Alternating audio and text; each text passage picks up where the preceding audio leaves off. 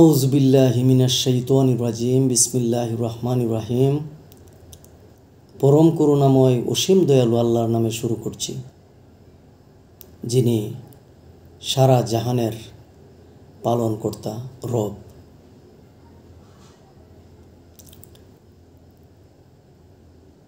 আমরা ইচ্ছে করলে আমাদের এই দেহকে মসজিদে দান করতে পারি। তাইলে কোন মসজিদে আমরা আমাদের এই দেহকে দান করতে পারি, এই ব্যাপারটা নিয়ে আলোচনা করছি। মসজিদ দুই ধরনের।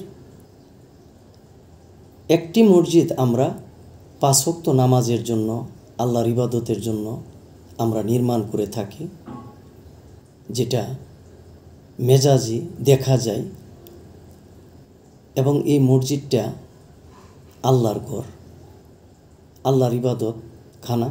এখানে আমরা আল্লাহ পাকের ইবাদত করি, নামাজ পড়ি, 5 ওয়াক্ত নামাজ পড়ি।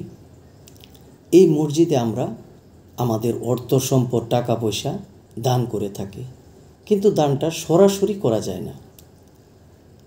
দান করতে গেলে একটি মাধ্যম লাগে। কীরকম? যিনি এই মসজিদের জন্য দায়িত্বপ্রাপ্ত বা যিনি এই মসজিদে মুতোয়াল্লি, দায়িত্বপ্রাপ্ত ব্যক্তি, আমরা তার মাধ্যমেই আমরা মসজিদে দান করে থাকি।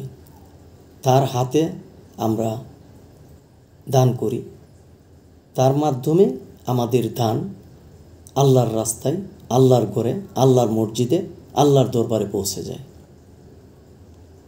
ঠিক আমরা আরেকটা মসজিদের সন্ধান পাই, যেটা রাসূল পাক সাল্লাল্লাহু আলাইহি সাল্লাম আমাদেরকে দিয়ে গেছেন। তিনি বলেছেন, কুলবুল মুমিনিন আরশে আল্লাহ, অর্থাৎ মুমেন ব্যক্তির কল্ব আল্লাহর আরশ। তাহলে প্রকৃত মুমেন ব্যক্তি কল্ব একটা পরিশুদ্ধ মসজিদ, আল্লাহর ঘর। এটা হলো দেহ মসজিদ, যে মসজিদটা দেখা যায় না, হাকিকি, অদৃশ্য। তাহলে আমরা এই মসজিদটা কোথায় পাব? এই মসজিদটা একজন খাঁটি কামেল মুর্শিদের মধ্যেই অবস্থিত, একজন কুলবুল মুমিনিনের কলবের মধ্যেই অবস্থিত, একজন খাঁটি ওলির মধ্যেই অবস্থিত। তাইলে এই মসজিদের যিনি মনোনীত ব্যক্তি, এই মসজিদের যিনি দায়িত্বপ্রাপ্ত, তিনি হলেন কুলবুল মুমিনিন, খাঁটি কামেল ব্যক্তি, মুর্শিদ, কামেল মুর্শিদ, খাঁটি মুমেন ব্যক্তি।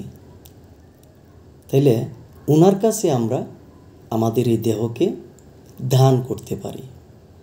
ওনার মাধ্যমে এই দান আল্লাহর ঘরে, আল্লাহর এই দেহ ঘরে, দেহ মসজিদে তথা আল্লাহর দরবারে খুব সহজে পৌঁছতে পারে।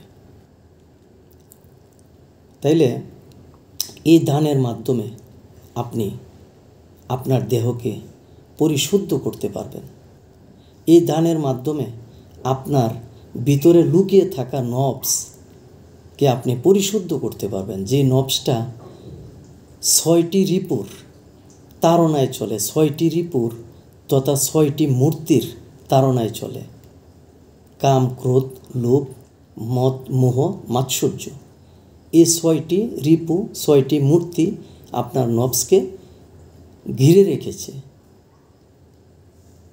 এবং এই 6টি রিপুকে দানের মাধ্যমে, এই 6টি রিপুকে ভেঙে চূর্ণ বিচূর্ণ করে আপনার দেহকে পরিশুদ্ধ করতে পারেন।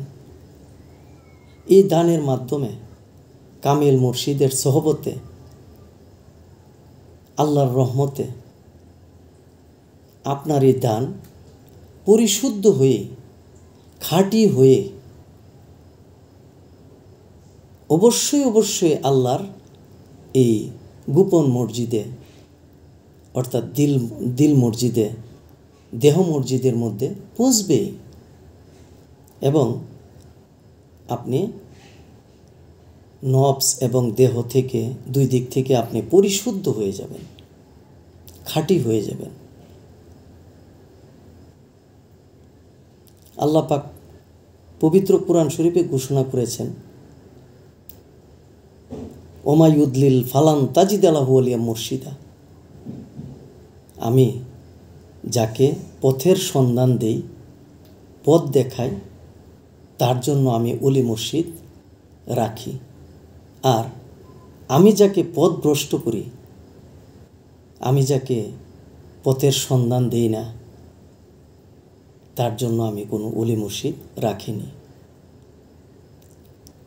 তাহলে ওলি মুর্শিদের মাধ্যমে,